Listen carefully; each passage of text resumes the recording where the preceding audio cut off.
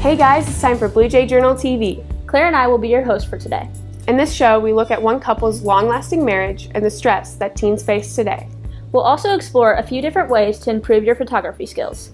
But first, in our top story, we learn why kids under 13 should not have a social media account. Tell us about Maddie Panda.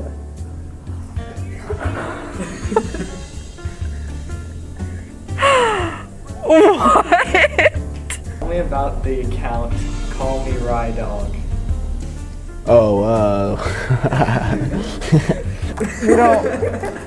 We don't talk about my Instagram. Can you tell us about the account Makeup by AK? Okay. Well, 3 Washington high school teens look back on Instagram accounts that they created at a very young age. My Instagram, I probably got it in like 5th grade whenever I got my first phone, and just felt like a panda really was a good animal at the time. So I made that my Instagram. Do you regret making the account? Yeah, I do now because people always like pull it up and like show like everyone, and it's just really embarrassing, I guess, because we were so young.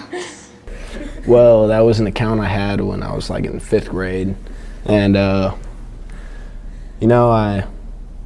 was just early social media times, rough times. Social media platforms like Instagram state that users must be at least 13 years of age, but that's not stopping kids from signing up. I don't think they understand the legal repercussions, or that they can't predict necessarily of the things that they might be exposed to. Memories, good memories for sure, but I don't think 5th graders should have phones. Leads to situations like that. I wish I would have waited. I wish I wouldn't have had a phone till like 7th grade. I don't know why we're in such a hurry for our kids to grow up. To be cool is to be grown up. The kids just keep growing up sooner and sooner, and they don't have a childhood. According to Psychology Today, social media was not designed for kids under 13.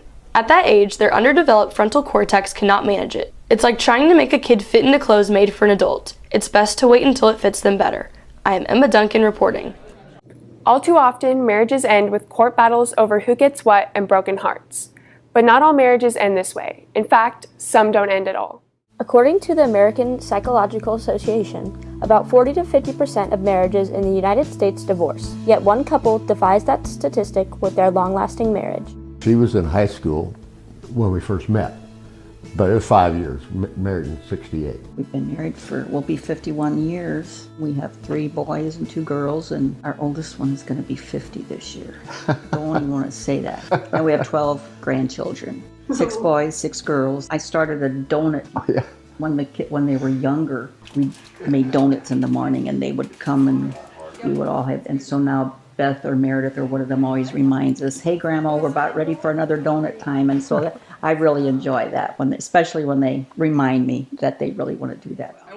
Although the Overmarks love spending time with family, they also cherish their time alone together. We do like road trips. Some years back we went to a lot of road trips, and we'd stop at all the like flea markets and antique shops and just looking, and it was just kind of a lazy day thing to do.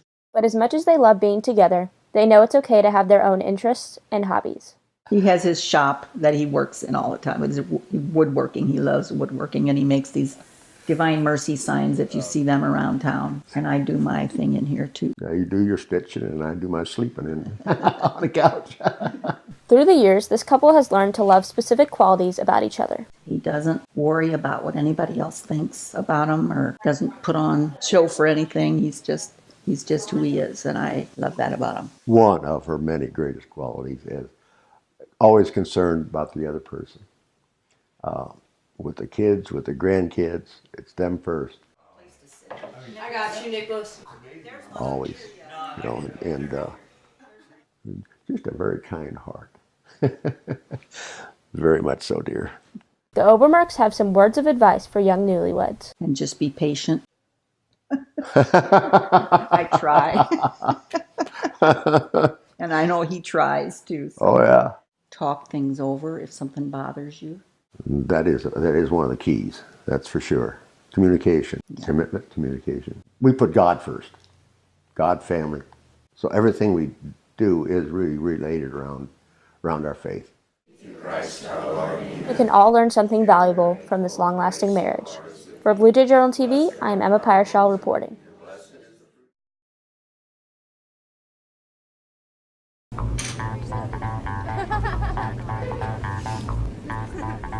I wish I was as creative as him.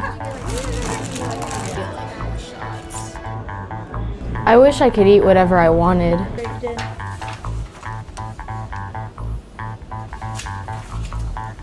I wish I got good grades like him.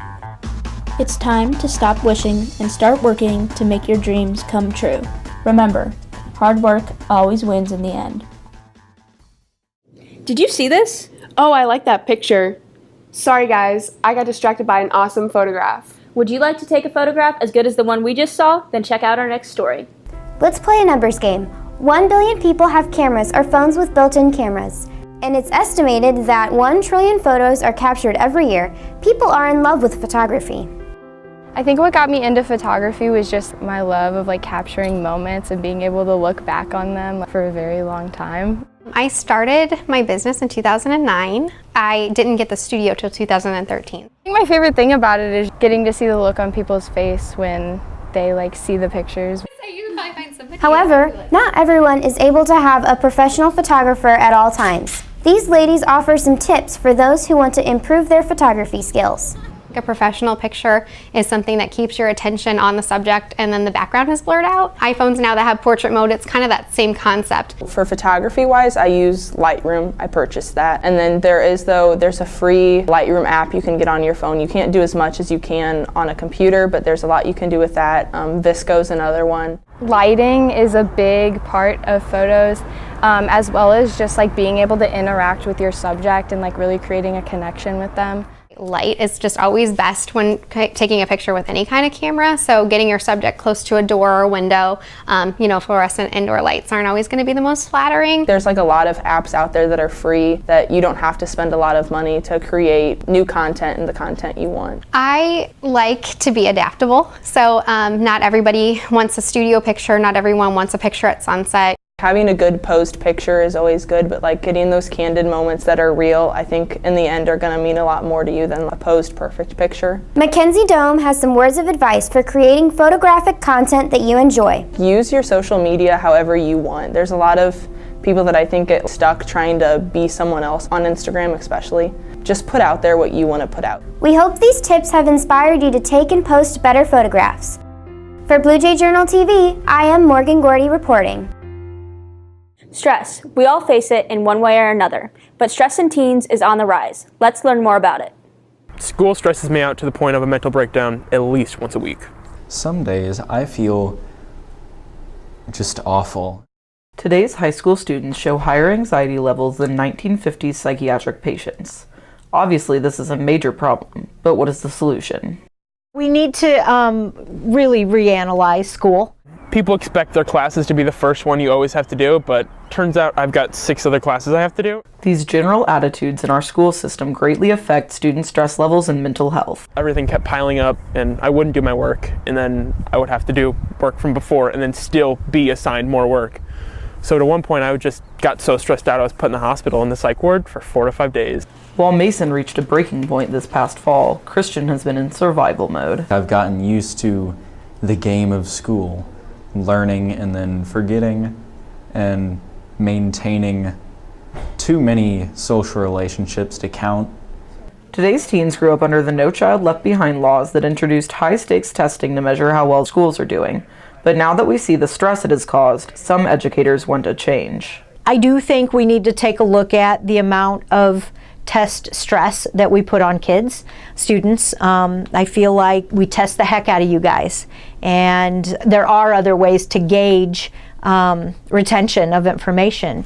That is why there has been more of a push for project-based learning classes and programs. If you are experiencing high levels of anxiety, don't feel alone and know that help is always available. For Blue Jay Journal TV, I am Caden Meyer reporting. Emma and I want to thank you for joining us for Blue Jay Journal TV.